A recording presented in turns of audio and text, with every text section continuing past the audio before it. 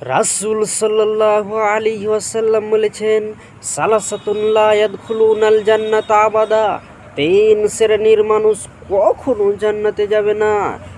এক, আদ-দাইয়ুস, যে তার পরিবারে বেহায়াপনার সুযোগ দেয়, নিজের স্ত্রী বেপরদা হয়ে বাড়ি থেকে বেরিয়ে যায় অথচ তাকে নিষেধ করে না, নিজের মেয়ে বেপরদা হয়ে স্কুল কলেজে যায় অথচ তাকে নিষেধ করে না, এই কাপুরুষ, এই দাইয়ুস কখনো জান্নাতে যাবে না।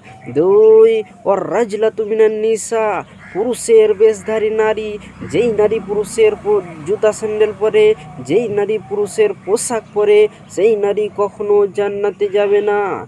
তিন, ও মুদমিনুল খামর, সর্বদা মদ পানকারী, যেই ব্যক্তি সর্বদা মদ পান করে সেই ব্যক্তি কখনো জান্নাতে যাবে না। এ কথা আমার নয়, এ কথা রাসূল সাল্লাল্লাহু আলাইহি ওয়াসাল্লাম বলেন।